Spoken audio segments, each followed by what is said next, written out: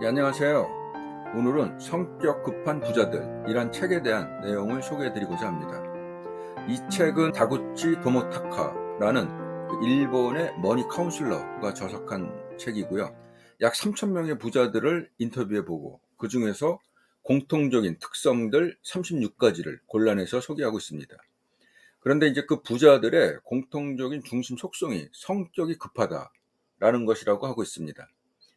여기서 이제 성격이 급하다는 것은 화를 잘 내거나 참을성 없는 급한 성격이라는 게 아니고, 신념과 의지가 강해서 판단이 빠르다. 또 하고 싶은 일을 당장 시도하며 변화에 저항감이 없다. 이러한 특성들을 성격이 급한 성격으로 분석을 하고 있습니다. 제 1장에서 소개하는 중심적인 내용은 이제 변화를 즐긴다라는 것입니다. 이런 부자들의 속성 중에 하나가 인생은 길다고 생각하지 않는다. 언제 끝날지 모른다. 그렇기 때문에 일단 부딪혀보자. 그래서 어떻게 해낼 수 있는가를 생각한다라는 것입니다. 오늘은 우리에게 남은 인생에서 무엇을 하기 위한 첫 번째 날이다 라는 생각으로 일단 부딪혀본다 라는 생각을 하고 있다고 하고요. 그렇게 이제 부딪혀볼 때는 또 반드시 100%를 목표로 하진 않는다. 이 세상에서 100% 안전한 투자는 없다라는 거죠. 그러니까 이제 정보를 수집하면서 어느 정도 가능성이 있다고 하면 바로 행동에 들어간다. 또 그때 목표는 모든 것을 전면 교체하려는 풀 체인지가 아니다. 기본적으로 마이너 체인지, 즉 작은 부분을 개선하면서 바로바로 행동에 들어간다라고 분석을 하고 있습니다. 또 한 가지 특성으로는 과거와 미래에 얽매이지 않는다라는 것입니다. 이 얘기는 곧 과거에 내가 했던 성공 사례 또는 너무 먼 미래에 대해서 생각하지 않는다라는 것이고요. 즉 눈앞에 있는 현실적으로 단기적이고 구체적인 실현 가능한 비전을 설정하고 그 부분에 집중한다라고 얘기하고 있습니다. 그래서 이제 그 현재 안에서 작은 변화를 일으키고 그 변화를 통해서 작은 성공을 하는 그러한 체험들을 계속적으로 축적해 나간다고 얘기하고 있습니다. 2장에서는 이제 성격이 급한 부자는 투자에 망설임이 없다고 소개하고 있습니다. 그러기 위해서는 일단은 손절매를 두려워하지 않는다. 어느 정도 본인이 예측한 범위 안에서 그 이상의 손실이 날 때는 빠른 포기를 한다. 그렇게 해야지만이 전체 10번의 투자를 한다고 했을 때 2승 8패의 승률에서도 수익을 낼 수 있게 된다라고 얘기하고 있습니다. 즉 8번을 패배하더라도 2번의 승리만을 가지고도 수익을 낼 수 있는 이유는 바로 빠른 손절매다라고 얘기하고 있습니다. 그래서 일단 이제 작게 시작해서 안 되면 바로 철수해라. 이러한 철수 규칙을 세울 것을 강조하고 있습니다. 그러나 그렇다고 또 이제 너무 단기적인 투자에 대해서는 좀 경계를 하고 있습니다. 기본적으로 이제 투자의 방법은 장기 투자가 훨씬 더 유리하다라고 얘기하고 있습니다. 일반적으로 이제 경기는 지속적으로 상승하기 때문에 장기 투자자가 단기 투자자보다 훨씬 유리하다라고 얘기하고 있고요. 그 장기 투자의 방법으로는 일정 기간 동안에 균등액을 계속 나누어서 투자하는 정액 분할 투자법을 강조하고 있습니다. 또한 그 장기 투자 시에 따른 그 복리 효과의 이점에 대해서도 강조를 하고 있습니다. 반면에 이제 단기 투자의 위험성에 대해서는 순간적으로 손실이 났을 경우에 아무리 냉정한 사람도 그 냉정이 깨지게 된다. 그런 경우 이제 돈을 잃게 될 확률이 많다. 그렇기 때문에 심장이 두근거릴 정도의 리스크는 구태여 감수하지 말라라고 얘기하고 있습니다. 그 다음에 이제 막연한 상상력을 구체적인 행동으로 만들어라. 그래서 내가 부자가 됐을 때 무엇을 사고 싶고 무엇을 하고 싶은가, 이걸 한번 쭉 적어보고 실질적으로 그것의 실현을 위한 필요한 돈의 액수를 한번 적어봐라. 그랬을 경우에 그 일반적인 사람들의 경우에는 생각보다 필요한 돈이 크지가 않다. 그렇다면 그 돈 액수를 구체적으로 정해놓고 그것을 목표로 구체적인 투자를 시작할 것을 얘기하고 있습니다. 3장에서는 성격이 급한 부자들에게는 가장 빠른 길이 보인다입니다. 빠른 길이 보인다는 이유는 일단은 편견 없는 호기심을 가지고 있기 때문이다 라고 하고 있습니다. 그래서 어떤 것은 된다 안 된다를 생각하지 말고 일단 타겟을 좁혀라. 일반적으로 이제 넓은 타겟을 잡을 경우에는 타겟이 너무 넓어지게 되면 경쟁사하고 차별화가 되지 않는다. 그래서 타겟을 좁히고 부분적인 개선부터 시작을 해라. 그렇게 해야 경쟁사와 차별이 되고 또 자기가 좋아하는 분야에 대해서 좀 더 집중을 해서 발상을 할 수 있다라고 얘기하고 있습니다. 기본적으로 이제 성실하게 일하면서 즐기는 자세를 강조하고 있습니다. 그러니까 이제 즐기지 않으면 일을 하기가 힘든 거죠. 그 다음에는 막판까지 미루지 말고 내키지 않는 일을 먼저 해라.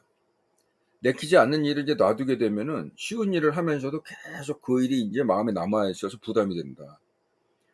그러나 이제 내키지 않는 일을 먼저 처리하게 되면은 나머지 쉬운 일을 할 때 훨씬 여유 있게 일을 처리할 수 있게 된다라고 얘기하고 있습니다. 좀 더 이제 몇 가지 세부적인 행동 지침들로는 약속을 정할 때도 내가 먼저 상대방에게 몇 개의 선택지를 주고 날짜하고 장소를 제안을 해라. 그렇게 하면은 내 일정을 흐트리지 않으면서도 상대방의 의사를 존중할 수 있다. 그런데 이제 상대방에게 모두 의뢰할 경우에 거기에 맞추다 보면은 나의 일정이 흩어진다라고 얘기하고 있고요. 그다음에 직장 생활에 있어서는 이제 서너 번의 이직을 추천하고 있습니다. 한 직장에서 이제 쭉 있는 것도 나름대로 장점이 있죠. 그런데 이제 이렇게 이직을 했을 때 장점은 변화에 대한 대응력이 생긴다. 그래서 변화에 대해서 자신감이 생기고 변화를 두려워하지 않게 된다. 이러한 변화 대응력이 커다란 무기가 된다라고 얘기하고 있습니다. 그 다음에 이제 4장에서는 관계에 얽매이지 않는다라고 얘기하고 있습니다. 그 이제 애초에 코드가 안 맞을 것 같은 사람에게는 다가가지 않는다. 이런 사람과는 결과적으로 꼭 문제가 발생한다. 이렇게 이제 객관적으로 피해야 할 사람의 유형으로는 부정적인 단어를 많이 사용하는 사람, 또 혼자 일방적으로 떠드는 사람, 말이 많고 요령이 없는 사람, 이런 사람들은 좀 자기중심적이다. 그리고 어차피 나중에도 관계가 틀어질 가능성이 많다라고 얘기하고 있습니다. 또 이 첫 만남에서 지나친 겸손이나 허세를 하지 말아라. 가능한 자연스럽고 솔직하게 자기 모습을 보이되 그런 와중에서도 자기가 가지고 있는 전문 분야에 대해서는 잊지 말고 전달을 해라. 그것이 서로 간의 비즈니스 만남에 도움이 된다라고 얘기하고 있습니다. 또한 그 상대방이 호감을 가질 수 있도록 외모나 어떤 아이템을 준비해라 라고 얘기하고 있습니다. 내키지 않는 회식 자리에서는 끝까지 남아있지 말고 처음부터 거절을 하거나 적당한 이유를 대고 중간에 이석을 하는 편이 상호간에 서로 유익하다라고도 얘기하고 있습니다. 우리가 이제 사람을 만나다 보면은 오랜 시간 후에 만나도 하나도 바뀌지 않는 그런 사람들이 또 있지만은 성장에 따라서 이렇게 바뀌는 사람도 있다. 근데 이제 중요한 것은 바뀌었냐 바뀌지 않냐가 중요한 것이 아니고 그게 어느 방향으로 바뀌었는 것이다. 그래서 이제 그러한 변화를 당연시해야 된다라고 하고 있습니다. 그러니까 자기가 이제 어떤 목표를 정했으면은 그 목표하는 것에서 자신보다 조금 앞서 있는 사람과의 인간관계에 집중해라. 그러면 좀 더 목표에 빨리 다가갈 수 있다. 즉, 자기가 만약에 창업하려는 목표가 있다면은 창업 관련 세미나나 모임에 자꾸 참석을 해서 자기보다 조금 많은 전문 지식을 가진 사람과의 관계를 많이 만들어라. 그리고 필요하다면 즉각적으로 별도 약속을 잡아라 라고 얘기하고 있습니다. 만남은 기회이기 때문에 다음에 다시 한번 보자 이렇게 두리뭉실하게 하지 말고 즉시 약속을 잡고 미팅을 이어가라 라고 얘기를 하고 있습니다. 그 다음에 이제 명함 관리에 대해서도 같은 맥락으로 필요한 명함 중심으로 관리해서 관계를 집중할 것을 얘기하고 있습니다. 그 다음에 이제 5장은 성격 급한 부자들은 일상도 낭비하지 않는다입니다. 일상적인 일들에 너무 많은 시간을 들이지 않는다는 사례로 다음과 같은 내용들을 소개하고 있습니다. 예를 들어서 이제 식당에서 메뉴를 고른다든가 아니면 입고 나간 옷을 고른다든가 이런 부분에 대해서는 일정한 규칙을 만들어 놓고 진행을 하게 되면은 많은 시간을 세이브할 수 있다라고 얘기하고 있습니다. 그래서 내가 언제 어떤 방법으로 출근할 것인가, 어떤 옷을 입을 것인가, 오늘 식당은 어디로 예약할 것인가, 또는 인사 선물은 뭘로 할 것인가, 이런 부분에 대해서 일정한 미리 규칙을 만들어 놓게 되면은 시간을 낭비하지 않게 된다라고 하고 있고요. 또 욕망이 일어날 때는 바로 행동을 해라. 그래서 막연하게 하고 싶다가 아니고 구체적으로 실행할 날짜를 적어라. 그렇게 실행하지 않으면 어차피 삶은 바뀌지 않는다라고 얘기하고 있습니다. 트렌드에 대해서는 이제 유행에 항상 민감하되 자기 원칙까지 자꾸 바꾸진 않는다라고 하고 있고요. 자기 원칙을 자주 바꾸지 않는 한도 내에서 유행에 민감하게 적응할 것을 강조하고 있습니다. 그리고 만약에 자기가 좋아하는 분야가 있다면은 단기간에 집중해서 공부를 해라 라고 얘기하고 있고요. 그렇게 단기간에 집중할 때 학습 효과가 더 높다. 호기심이 있을 때 단기적으로 집중해서 공부할 것을 강조하고 있습니다. 또 자기가 만나게 되는 스승에 대해서는 그 분야에 가능하면은 여러 명의 스승을 두고 효율적으로 배울 것을 강조하고 있습니다. 마지막으로 이제 목표를 정하고 행동에 옮길 때는 필요한 일정 부분에 투자를 해라. 그래야 더 노력을 하게 된다라고 얘기하고 있습니다. 이상으로 이제 저자가 3,000명의 부자를 인터뷰하고 그들의 공통된 행동을 요약한 내용에 대해서 살펴봤습니다. 경제적 자유를 찾아서 부자가 되고 싶어 하시는 분들은 일독하시면 하면 많은 도움이 될 것 같습니다.